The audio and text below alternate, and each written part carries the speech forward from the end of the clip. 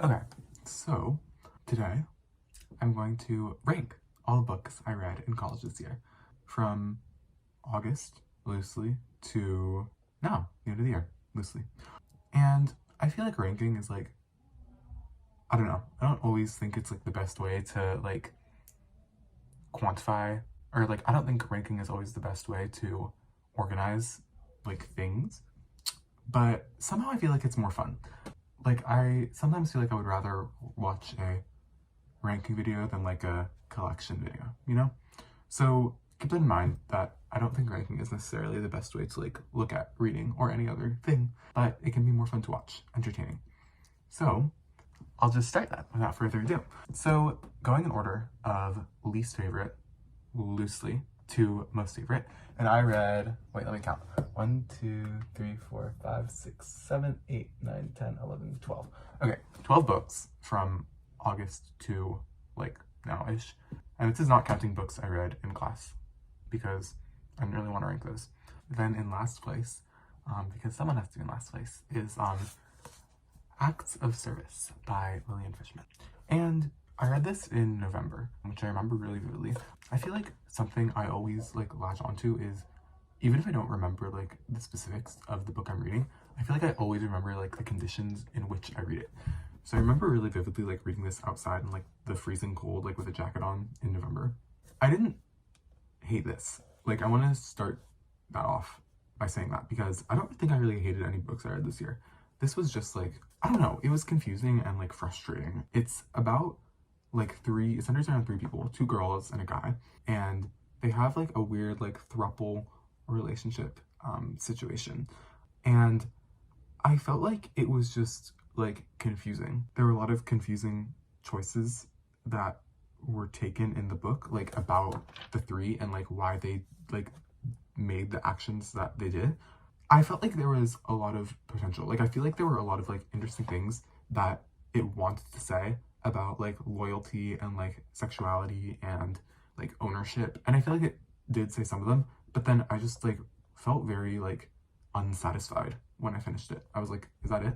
But I was also like, thank God that's it, because I don't want to read it anymore. So not terrible, but the worst book I read this year. But it's like, I don't know, like I gave it, I think, 3 stars on Goodreads, so I don't know. Then Intermezzo by Sally Rooney. I feel like a lot of people will recognize this book because I think it was like the most, or one of the most like popular books I read this year. I feel like Sally Rooney is like popular for a very good reason. Like, she makes really good books. Sounds so unintelligent. I've read, actually, I think all of her other books, or at least Normal People, Conversations with Friends, and Beautiful World, Where Are You? And I remember not loving Beautiful World, Where Are You, but really, really liking the other 2. And I read them a few years ago, so maybe that says something about where my mindset was a few years ago. But I liked Intermezzo. Like, I feel like this is where we're starting to get into the area of the list where it's like, I did enjoy it, just like how much did I enjoy it? And I feel like Intermezzo, like, it was a bit of a slog. And I feel like one of the reasons Sally Rooney's other novels worked really well is because like they're pretty succinct. Like, I feel like you can get through them quickly. And Intermezzo is her longest novel, I'm pretty sure. It's over 400 pages, which isn't like a terribly long like for a book, but I feel like for a Sally Rooney book, it kind of is. And I feel like I got tired at the end of what was happening. And like, maybe this is like bad of me, but I felt kind of unsatisfied at the ending, where it was just like, if I remember, because I read this in like September maybe, or October, where the older brother with the 2 women he's involved with, the student and the woman who is like, has like chronic illness, where they're just like, oh, okay, like, we'll figure it out. Like, some relationships are weirder than others. I don't know. I just felt kind of unsatisfied by that. Like, I feel like there was a lot of like poignant emotional resonance throughout the book. And then that felt kind of like a cop-out. Like, oh, like, some relationships just work differently. And maybe that's true in real life, and I feel like it is. So maybe that's just maybe like a pessimist, like I wanted there to be more. I did enjoy it. And I feel like she's famous for a reason. And that's because she's a really talented author. So I did enjoy Intermezzo, just like not as much as some of the other books I read this year. Okay, and next we have LA Woman by Eve Babbitt. And I don't know if this totally counts because I'm actually currently reading it. It is the book I'm currently reading, so I'm including it anyway. And I'm at page like 60 of like 150, so I'm about a third into it. And here is the thing. I love Eve Babbitt's. She's one of my favorite authors, and I've read Sex and Rage, and I liked it. I didn't love it, but I did like it a lot. But then I loved Black Swans and Slow Days Fast Company. So I definitely recommend both of those. And both of those, the two latter, are both short story collections. And I personally really like short story collections. So if you like short stories, I recommend those. But this is not that. This is a novel. It's really short, like I said. It's like 150 pages. And it follows... Someone told me it was autobiographical. I don't know if it is. Maybe I should research that. But I don't think it... I have no idea, actually. But I just feel like it's been really difficult to, like, get into. And I feel like it's less accessible than some of her other writing. It's a lot of, like... She describes a lot of relationships, and the way she does it, it's, like, very, like, dense. Like, she's like, oh, like, he was my brother, and his mother was, a famous author, and her father was actually the stepfather of my adopted sister, and she was actually married into this family, but that family is actually from Milwaukee, and they were transplants into Los Angeles, and blah, blah, blah, blah. And it's just like very like web-y, and she moves through topics like extremely fast, and it's hard to like latch onto things and know like what's important and what you want to pay attention to. And then as soon as you feel like you think you figured it out, she's like on to the next thing. And I don't know, it's still good. I'm still enjoying it. Like I don't know, I like it just like reading her writing. I just like feel like it like washes over me in a really nice way.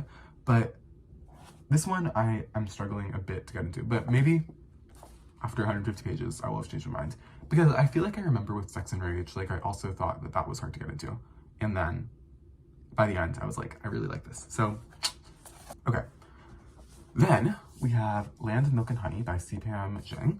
And I read this book recently, like I read it like a few weeks ago, and I tore through it. I think I read it in like a day or a day and a half. And it is like a dystopia. It follows a chef who is trying to find work, or who finds work in like this remote Italian countryside after the world has been depleted of all like food. And this is the only place where food still kind of grows. It was good. I do have more to say.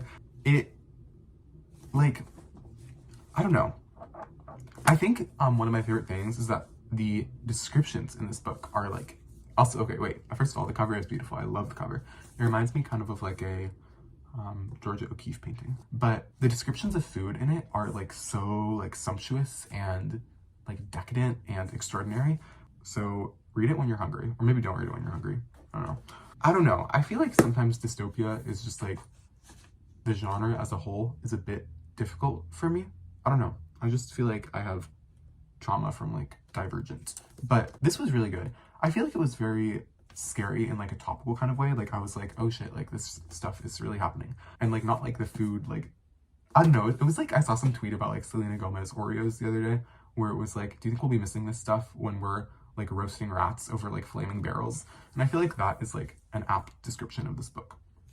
So yeah. Next is Blackouts by Justin Torres, and this book is an experimental novel. So there are like images in it. It follows, I'm gonna look at the description actually, because I feel like it's difficult to describe as well. Maybe I need to like start taking notes when I read. I don't take notes when I read, and I feel like that's like something that people do. Okay, there's no description in this. Oh wait, yes there is. So it's basically about like two men, a younger one and an older one, and the younger one is kind of having this like long extended conversation to the older one throughout the book, who's I think like on his deathbed kind of. He's really old and not well. It's very centered around like queer and gay history, and it's supplemented by images and conversations, and it's very like many narratives that like flow into one sort of. I think I struggled with it a tiny bit because it was so experimental, and I think that can be difficult to get into. And I felt like some of it was like going over my head. Like I felt at times I was like, I don't think I'm smart enough to like really be getting from this what I should be getting from this. But I felt like the parts where I did get into it were very like emotionally resonant and powerful. And I feel like it's also like important history-wise. Like I feel like, I don't know, I feel like it touched on a lot that hasn't been touched on in a lot of the stuff I've read that should be. And I liked the I just said like it was hard for me to get into because it was experimental, but I also valued that. Like, I don't know, I think it's cool to read a book that has images. Like, it's kind of part poetry almost.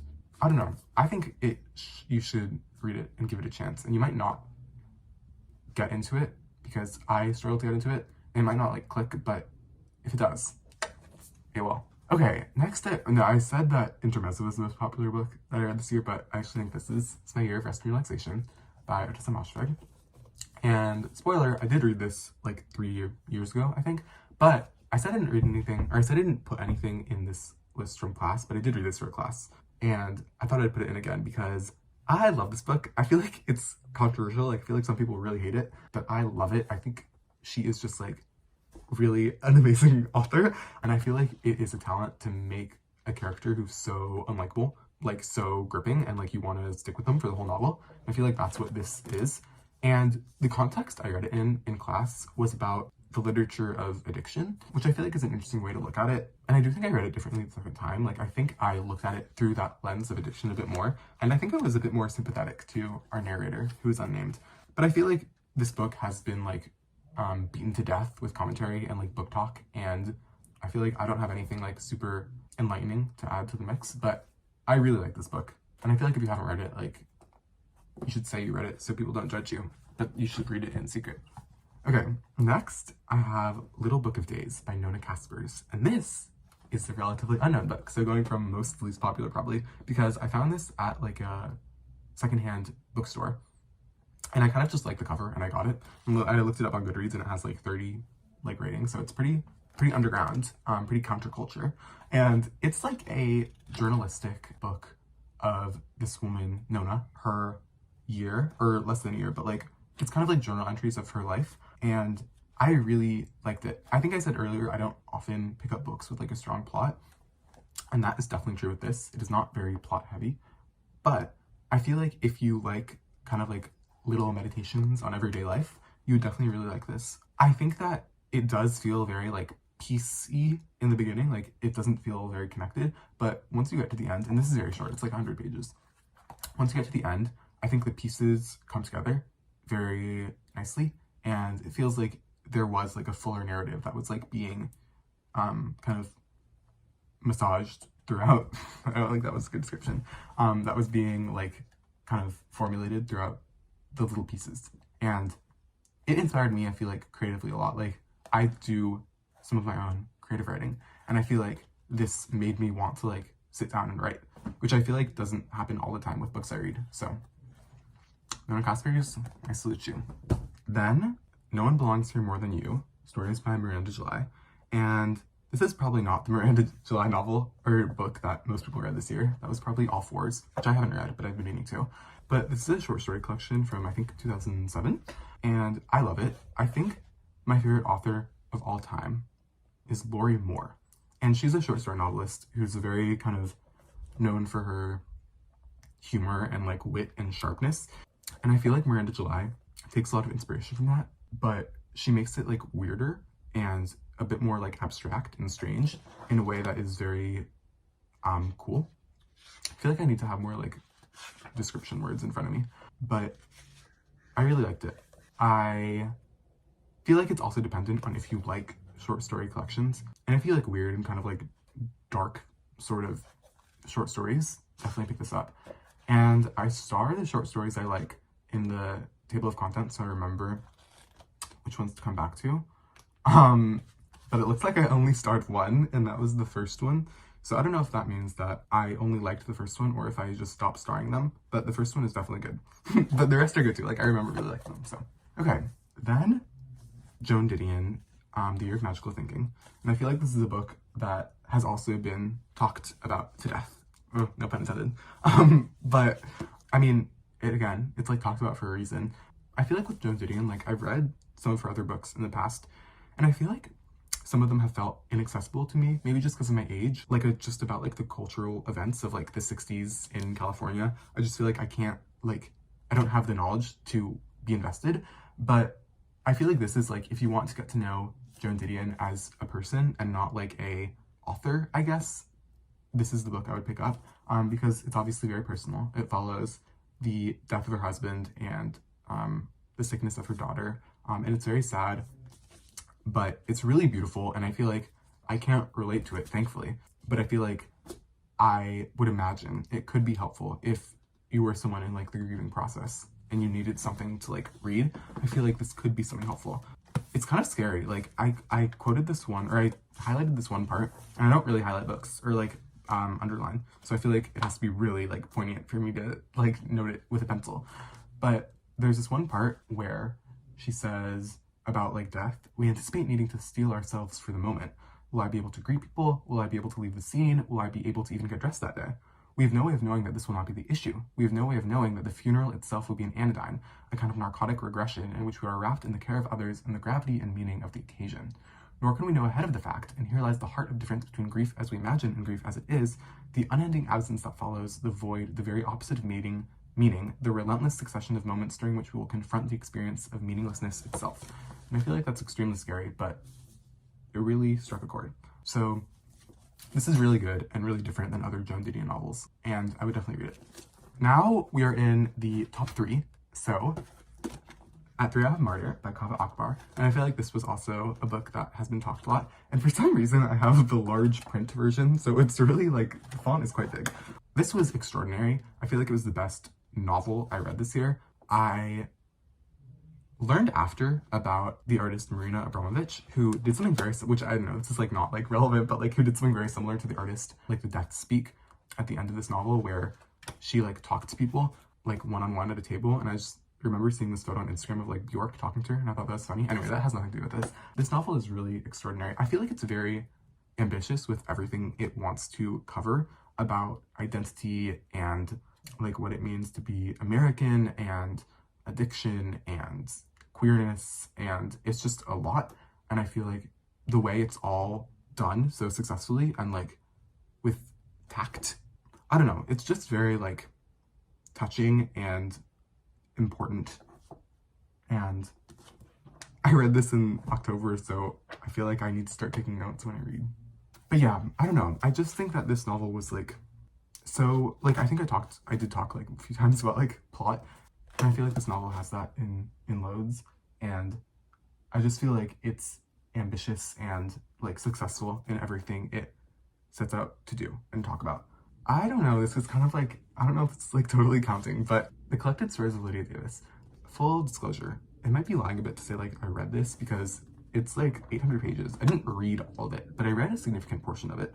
And I think I said earlier that Lori Moore was my favorite author of all time, but I feel like Lydia Davis is like nipping at her heels, because if you like, I mean, I love short stories, and Lydia Davis does that a lot, but she also does like microfiction. Like she does like extremely short stories, like things that are just like a paragraph long. And she's so masterful. Like I feel like as someone who writes, I feel like she is someone who I take extreme inspiration from, and like her craft, the way she places words and commas and like different punctuation marks, everything is so intentional. And she has another book, or 2 other books actually, Essays 1 and 2, where she kind of talks about like the craft of writing. I feel like those, if you do write, are like invaluable to pick up, but especially if you are someone who like, I don't know, like I feel like a lot of her writing is about, not about overarching like themes and like bigger picture things, but it's about like the nitty-gritty and like the very specific things in your individual sentences and words, and like the cadence and like the rhythm of how things sound, that are really things that you don't think about always when you read, but that are really valuable and you notice like after she describes them. And there are a lot of really good stories in here. I actually memorized one for a class this year. It was like a performance piece of art. It sounds really silly, but I don't think I actually memorized it. Like I messed it up when I had to recite it. But no one noticed because no one knew who Lydia Davis was, so. Okay, and finally, my favorite book I read this year, speaking of the craft of writing, is Bird by Anne Lamott. And I feel like this is perhaps a controversial choice, because if you've read this, I feel like you know that it's a bit divisive. So it's a craft book, I would say. Like, it is writing advice. She structures it, you know, about first drafts and dialogue and character and plot and design. So maybe in that sense, like, it's not quite a novel, but I feel like, again, like the writing thing is coming into it. Like, I just felt like she has such good advice for writers, and the way it's written, it's not like a self-help book. It is, I think, like kind of a novel in its own right, because her craft and her like voice is very persistent throughout, and it's very funny actually. Like it's quite a comedic book. I feel like a lot of the reviews I've seen are like that they hate it, and that like it's like like if you asked AI to be like write me required reading for like the first year of like an MFA program. I'm not in an MFA program, so I don't know if that's accurate, but I think a lot of people hate it for that reason. But I think it's fabulous and amazing. And if you write, I definitely say pick it up, because even if you hate it, I feel like there's still things in it that are good to like note and good advice. And I don't know, it's just hilarious, and it was my favorite book I read this year. So yeah, I think that's all I have. Yeah, those were the books I read this year and my thoughts on all of them. And I think next time maybe I will invest in a thesaurus so I can have more description words for the books I read. But yes, I hope you enjoyed. Okay, bye.